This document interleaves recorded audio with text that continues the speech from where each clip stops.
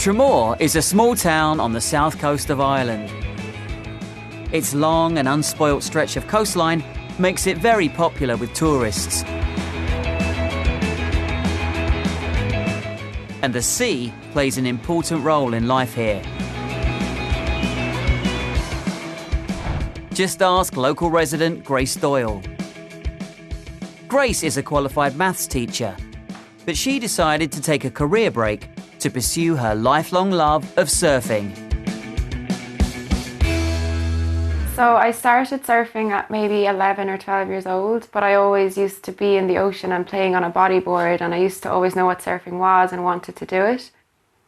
My oldest brother got a surfboard lesson for his 21st birthday, and that eventually just got passed down to me as I grew up because my other brother started doing it and then I wanted to do it naturally.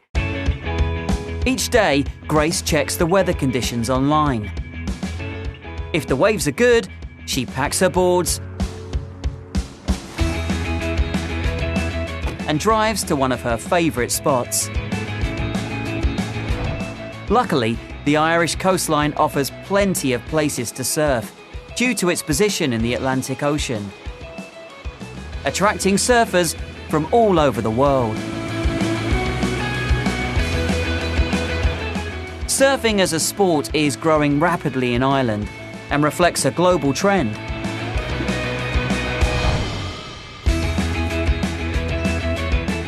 Grace's success in competitive surfing has led to several sponsorship deals, allowing her to chase waves all over the world. I've been to a lot of places around the world, Central America, Indonesia, Europe. The best wave I've ever surfed is probably in Indonesia. So the water's warm, the waves are crystal clear and super clean. Part of it is because they're bigger, so I enjoy the bigger waves. Today, there are an estimated 35 million surfers around the world.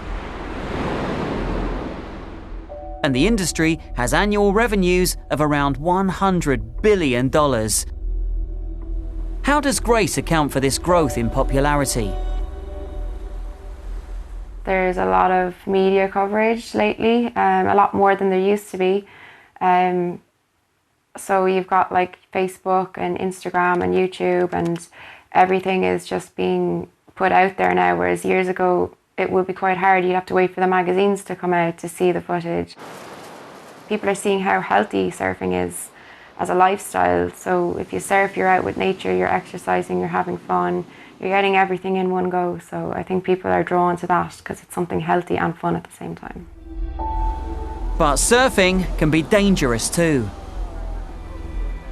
I guess the scariest thing that's happened to me as a surfer is being held down for quite a long time under the water. So you might fall off a wave, and it's quite a big wave, so it just holds you down for quite a long time.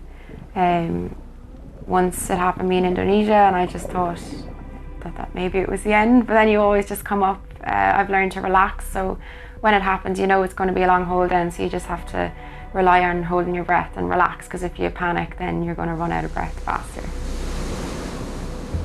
Does Grace enjoy the element of danger?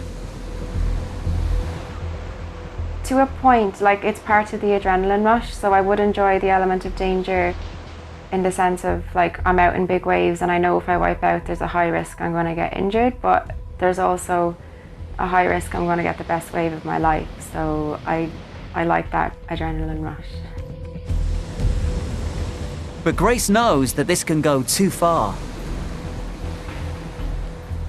I have seen people that are out in waves that they shouldn't be out in, and you can see before it even happens that stuff is going to happen to them.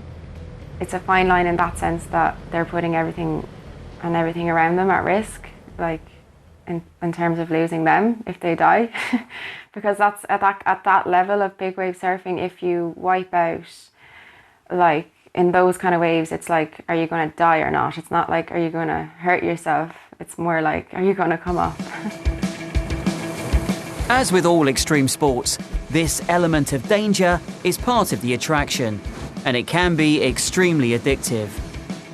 Does Grace consider herself an adrenaline junkie?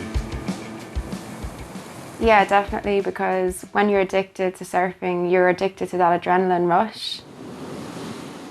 It's just something you want to keep going back for more and more of. So you have a really, really good surf and you think you're satisfied for like a week, but no, the next day you're like, I want to do the same again.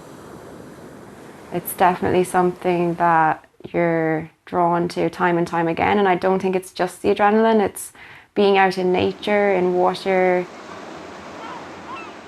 Like several times surfing has gotten me over difficult times in my life. So I lost my dad when I was 16, and surfing is what got me through that. Surfing with my friends and people around here. There's something about being in nature that sort of relaxes you and just gets your mind off everything else. Grace has managed to organise her life around surfing. For her, and many others like her, it isn't just an extreme sport. It's a way of life.